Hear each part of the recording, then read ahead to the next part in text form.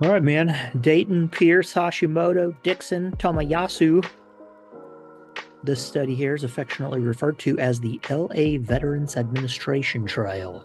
Mm, mm, mm, mm. So, what we're looking at here, middle-aged and elderly male veterans living in the Los Angeles domicile. I believe this was like a nursing home or retirement home kind of a deal.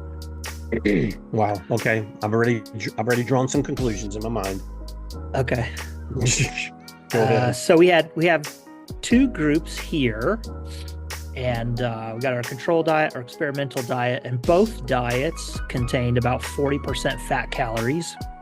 And we'll get into why there was so much fat in there. All right. But the main thing here was they wanted to examine the effects of replacing saturated fat with unsaturated fat in the diet to the maximum degree of palatability. So they wanted to replace saturated fat with unsaturated fat to the most extent that they could, where the people still enjoyed the food, right? Hmm. Um, and they had adherence. So they had one kitchen and they had two dining rooms, and gave everybody punch cards, and that's kind of how they looked at adherence. And their main outcomes here were hard outcomes. So they were looking at heart attacks, strokes, so myocardial infarction, cerebral infarctions, and then, of course, looking at hard endpoints like death and all-cause mortality and mortality from coronary heart disease, stuff like that. So this was recruitment carried on from 1959 to 1967. So this trial was 8 years long compared to our other trials we've looked at, which were 1 or 2 years. Much longer trial here. They had a pretty good exclusion criteria. Nobody could be alcoholic or known to be alcoholic, behavior problems on therapeutic diets. Of course, you don't want to take somebody off of a therapeutic diet, don't want kidney disease. And then also a cutoff of age of below 55. And then I like this part here. Only mild persuasion was employed. Did you have to persuade people to enter in this trial? Well, we used mild persuasion, whatever that means. So they started out with a little over 1,000 people, almost 1,100, and they had some people drop out due to exclusion criteria and some other stuff, and they came down to 846 people, so almost 850 people in this trial over 8 years.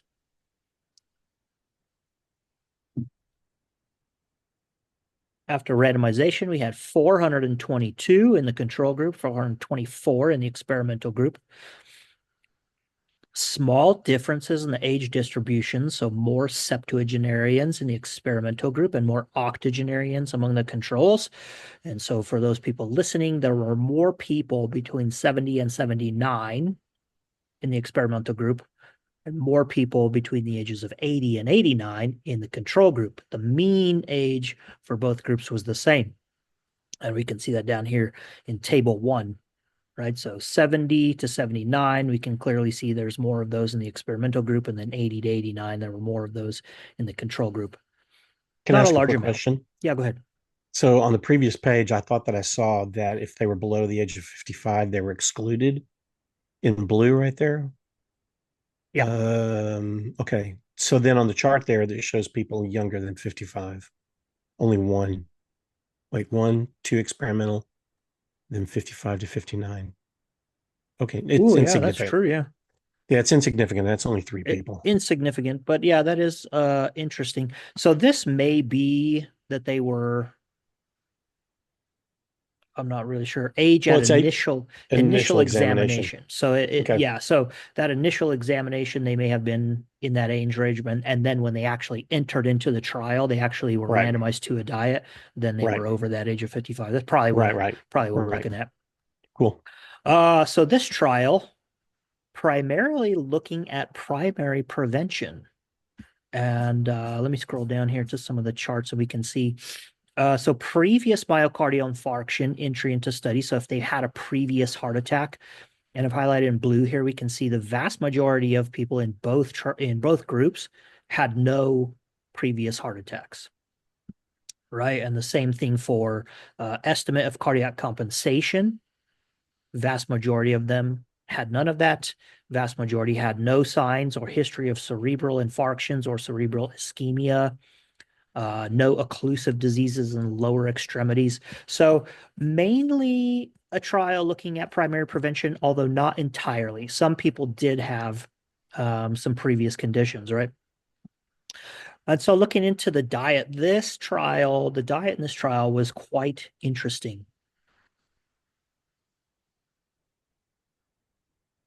So because of the participants in this study here, the authors go on to say the circumstances of this trial, in particular, the fact that most of the subjects were not highly motivated towards self-deprivation, rendered it mandatory that both diets be highly palatable by conventional criteria.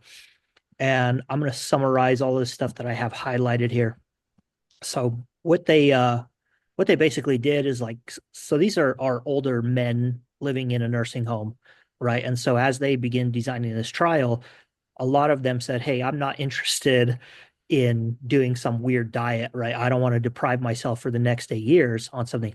So the authors had to or the researchers had to figure out how to create a palatable diet that would be the experimental diet that people are going to actually adhere to, right? So we want a high level of adherence to this diet to get some good data on our endpoints.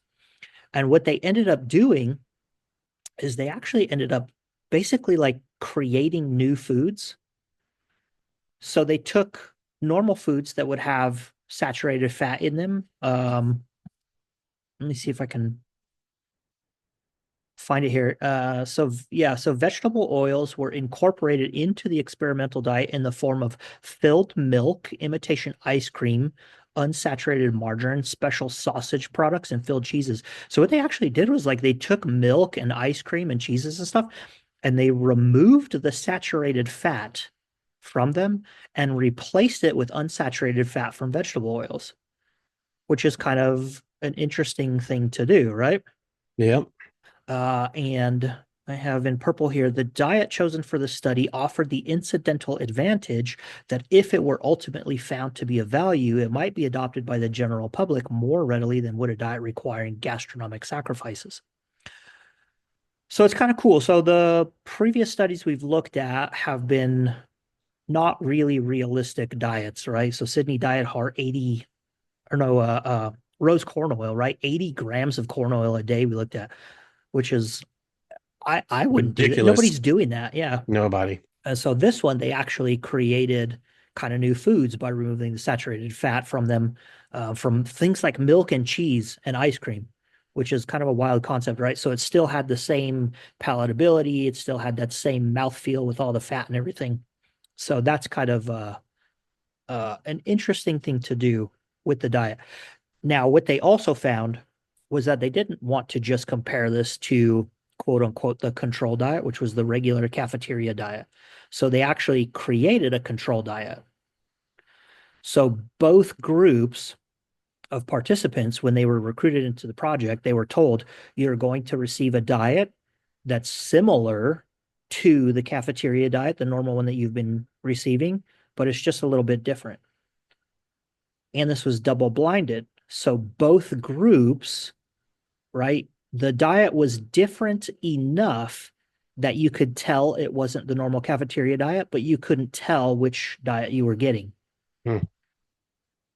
So it's a little bit better when we think about quote unquote a control diet, right? So Mhm. we're actually minimizing, some amount of a placebo effect that might be there.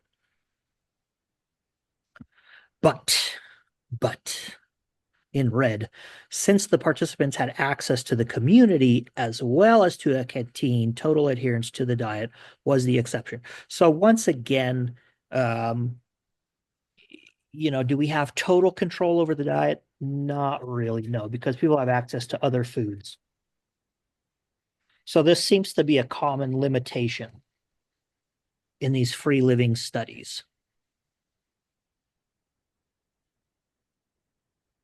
So, while we have this pause here, you, I think this is gonna happen anytime you get a um a body of subjects that are, oh gosh, I hate to use this word, but that are contained well enough or accessible well enough to actually do a study.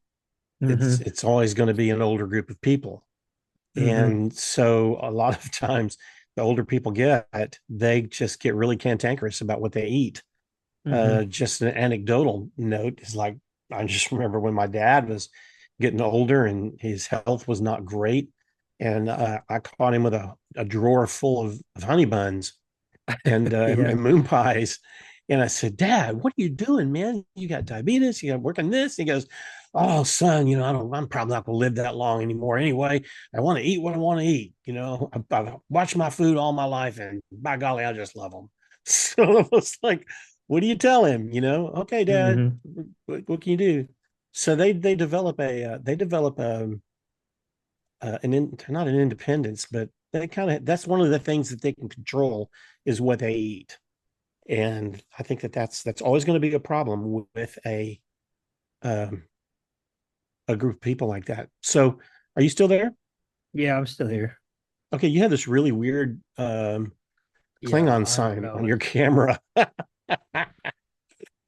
I've never seen that Again with this before. camera, Oh, man. Ugh. Man, we'll go back into this and I'll fix it later. that's funny. Your camera was obviously in control in group two. Yeah. The rebellion. The rebellion. All right. So getting back into this. So each man in the home was issued a meal ticket, basically. And then as you're talking about, so these people are in a nursing home, basically. So you have family who's going to come visit them, they're going to bring food, they're going to take them out to eat, and that's Mhm. just a limitation to what we have. However, that minimizes the control that we have over the diet.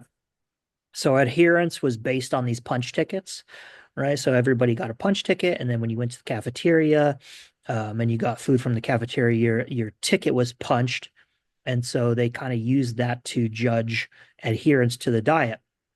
One thing that's different about this, that is common amongst all the studies that we've looked at so far. So like the Minnesota coronary experiment, they kind of use the same thing. You got meal tickets. So seems to be, a easy, feasible way to do this. The one thing they did in this study, different from the others, is they actually did tissue biopsies as well. So linoleic acid is only found in our food. We can't make linoleic acid in our bodies. So that if we have it, it means it came from our food. So what they did was they took tissue biomarkers to measure up the level of adherence. So the more adherent your meal ticket says you are, we should see that rendered in tissue levels of linoleic acid. So that's one way that they validated these meal tickets, right? It was actually taking tissue samples. Now, the reason for the 40% fat diet is because that's basically what the cafeteria food was doing. Mhm. And that offered, similar palatability between the two diets.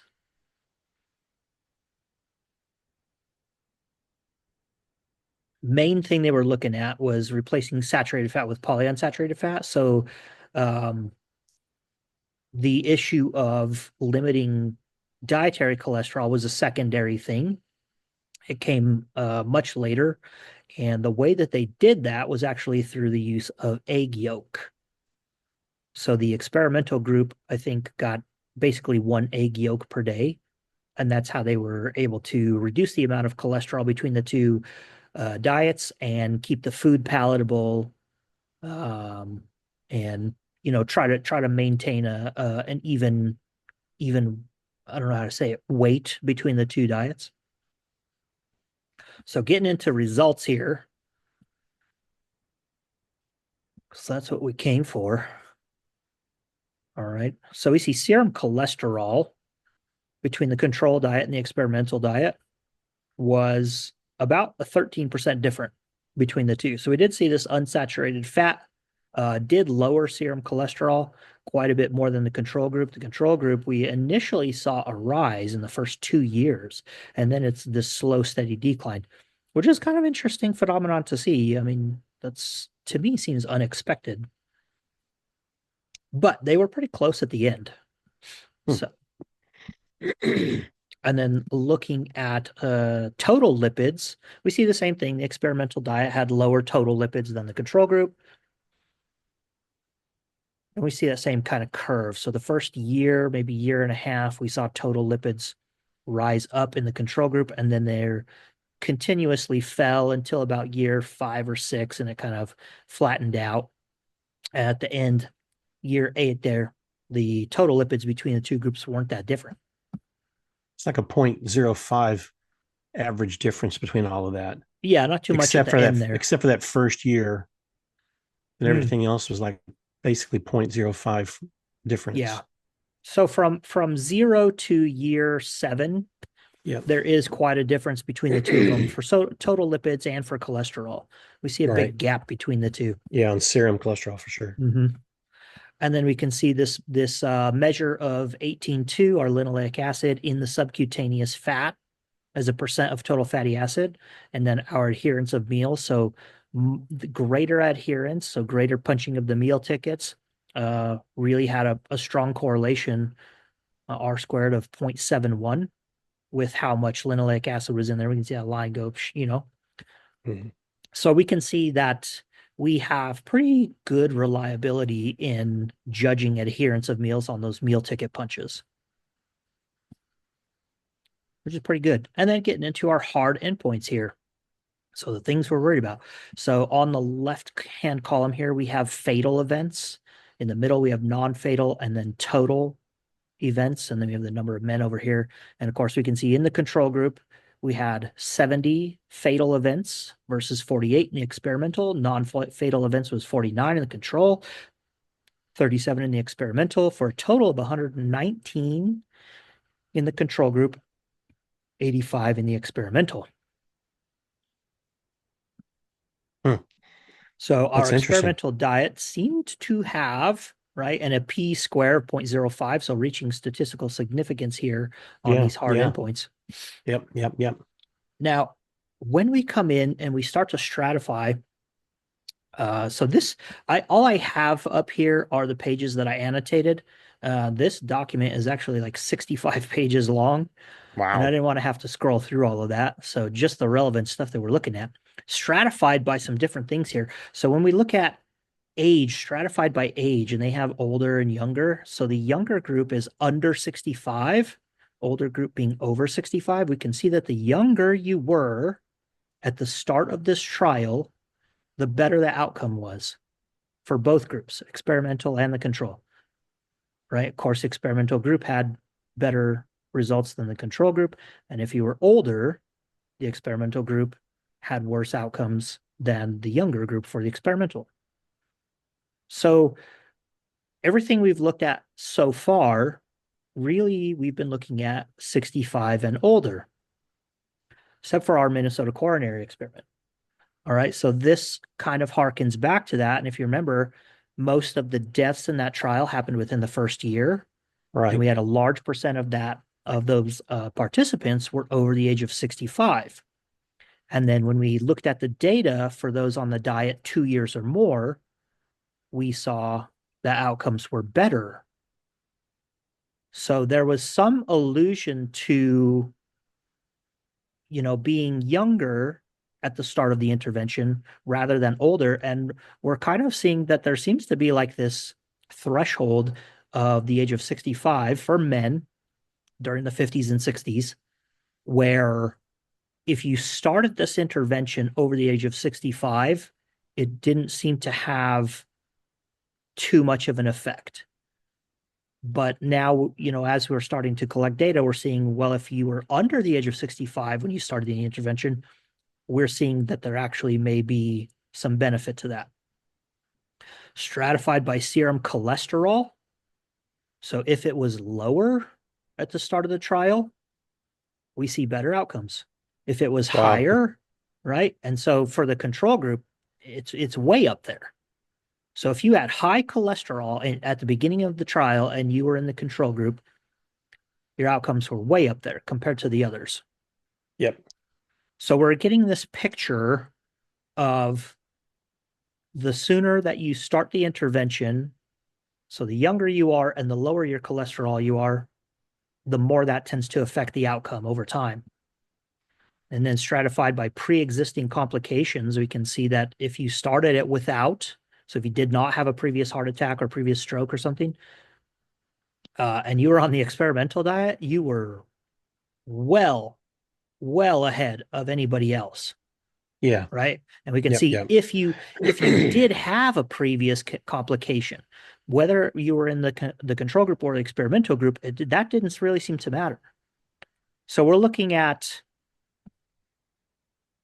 starting interventions earlier in life, Then 65. earlier than 65. Yeah. So the earlier you can get on this, the lower you can get your serum cholesterol and prevent having these initial complications, the better the outcomes seem to be. Right. And then for all cases, experimental group, we saw that they did have better outcomes than the control as far as these heart endpoints. So basically coronary heart disease. Now, in this study, they found that there really didn't seem to be an effect on all-cause mortality. And what it ended up being, I don't have this info in here. What it ended up being is we saw an increase in fatal carcinomas in the experimental group. And I don't have access to that study, but I did get the chart here. So what carcinomas they looked at. All right. And this was a concern in the study. They did a secondary analysis, and that's where this chart is coming from. And they looked at adherence to the diet and how well that correlated with these incidents of cancer. All right. And so what they found was that higher adherence to the diet actually resulted in lower incidences of cancer. And as we look through the chart here, it kind of seems a mess. Really, the only thing different between the two, we have this issue of stomach cancer.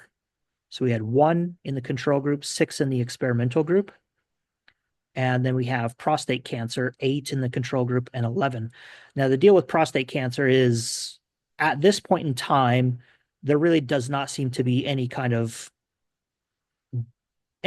data that would support the notion that the seed oils in this trial, so they used a mixture of corn, soil, and I think sunflower oil. There's no data suggesting that those have any correlation with prostate cancer.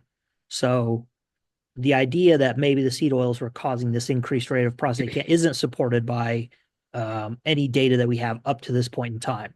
So the only thing we're left with is possibly the stomach cancer here. And, could it be? Maybe. However, adherence to the diet didn't seem to bear that out, right? So the higher adherence you had, the lower rates of cancer. So I'm confused for a second. Okay. So we're looking at the different types of cancers, and then we're looking at the diet phase. This is during the program. Right. Okay. So the experimental group, which had all the changed diet, had all the changed foods, almost all of their numbers are significantly higher. Mm-hmm. And so I'm struggling with that over the control group. Mm-hmm. So what that tells me is, let's see if I'm reading this right, that tells me is during this diet phase that the diet changes didn't make any difference for them. It didn't make any difference. No. So, and again, they looked at who developed cancer, who died from cancer, and what was their rate of adherence.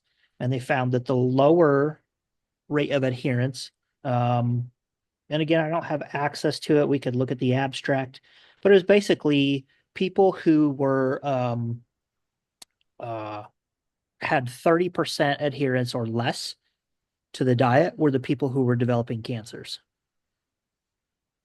Okay. Now Okay. I've heard the objection that the adherence is based on these meal punch tickets. So of course, if you're getting cancer, you're going to be eating less, which would Okay. lower adherence. However, these people did have access to the community and they Right. did have access to a canteen. And we Right. do know that people, their family members might be bringing them food or whatever.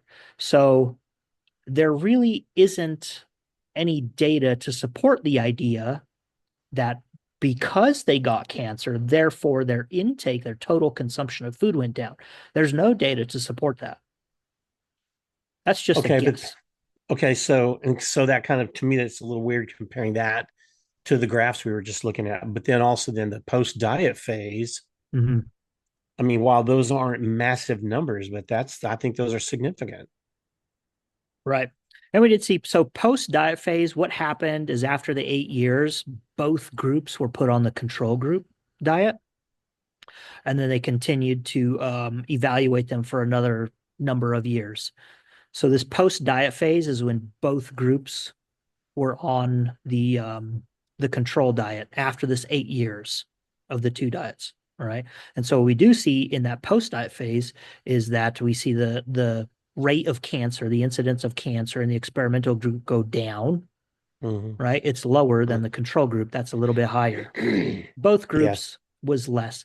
So, what we take from the cancer incidents here is that we can't we can't draw any hard conclusions about diet and what it had on cancer in this diet. So even if you did want to say, well, we have a much higher rate of stomach cancer, which would be the only plausible one. So number one, when people start saying, well, there was an increased rate of cancer in the experimental group, number one, cancer isn't just one thing.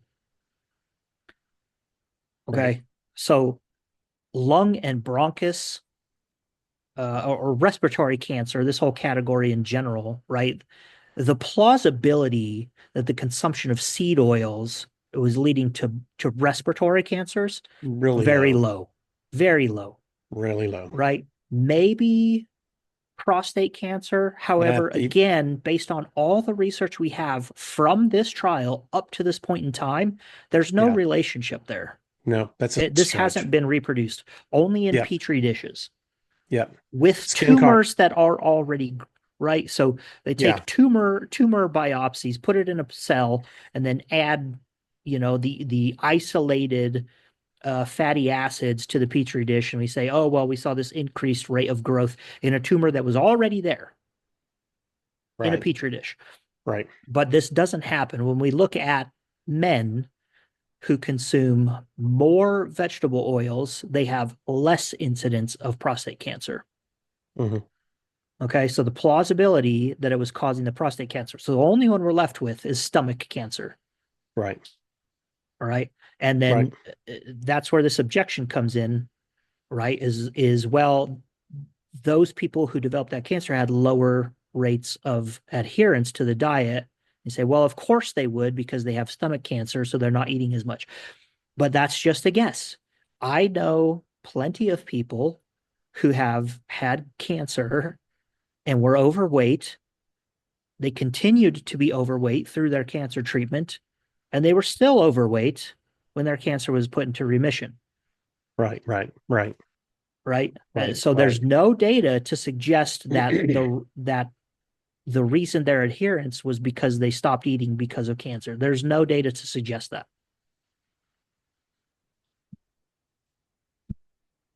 Let me see if I can fix my camera. Okay.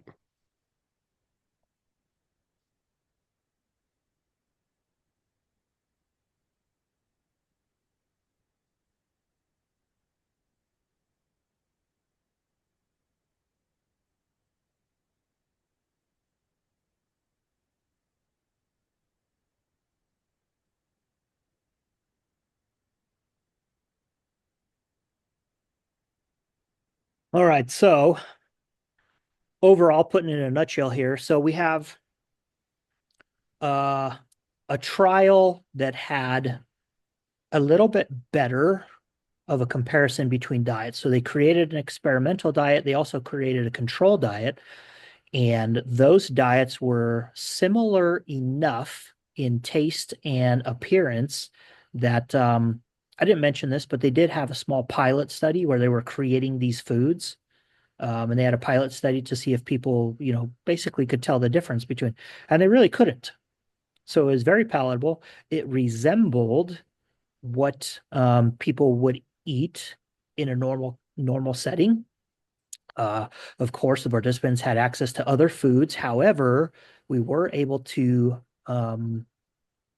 take tissue samples and analyze those to not only look at punch tickets to corroborate adherence to the diet, Mhm, but also mhm. these tissue biopsies to corroborate it, right? So we saw that as linoleic acid increased in the diet of these men in the tissue biopsies, we saw lower rates of coronary heart disease within this trial. And where we saw that is in the participants who were younger at baseline, had lower initial levels of serum cholesterol, Mhm. and did not have previous um, myocardial infarctions or cerebral infarctions or anything like that. Right. So a little bit better trial design and execution than the ones we previously looked at. This trial is also 8 years long. Yeah, that's a long time. It's a long time, 850 participants total. That's not a small number of participants. All right. Hmm. So a little bit better. It's still, it has its limitations, it has its flaws, but we get to see more outcomes, more stratification from baseline. We're looking primarily at primary prevention, not secondary prevention. So we're starting to see some information unfold for us, right? Yep. Seems Yep. to me that if you already had a heart attack and you're over the age of 65, just changing the fat type in your diet probably isn't going to help very much. However, if you're a little bit younger and you're able to get your cholesterol down by changing the fat in your diet, that actually does seem to have some effect in later outcomes. All Yep. right. So Yep. Yep. there you go. There's our LA Veteran Administration trial. Very As interesting. always, Very hope you interesting. guys, yeah. What was so you had initial thoughts? My initial thoughts were like anytime you've got guys or gals or a mixture of men and women in an old folks home or in a hospital, uh, I think you're already starting off behind the curve. Hmm. However, now that I've listened to all the details of this particular study, I'm more impressed with how they did it. You're still going to have issues with older people and how they're going to eat what they want to eat. And but I think the punch ticket was good, but I don't think the results was as astounding as some people would come to profess. But we're getting better data than any of the other studies we've looked at. So and I completely understand and agree with the whole thing of like the closer you are to your camera went out, the closer you are to like 65, or pre 65, then the better off you are. And that making the changes can really help you and make a difference. And then after 65, maybe a little bit older, I agree. It's like it's not going to make that much difference in your total outcomes. I think it all comes down still to if you're 65 or as you get over, let's say over 55, the biggest thing you need to be able to do is you need to get out and start exercising. That's Hmm. that's a big plus. And then Yeah, and we saw that in the Sydney Diet Heart Trial. yes, we did. That's Yeah. exactly what I was going to say. Yeah.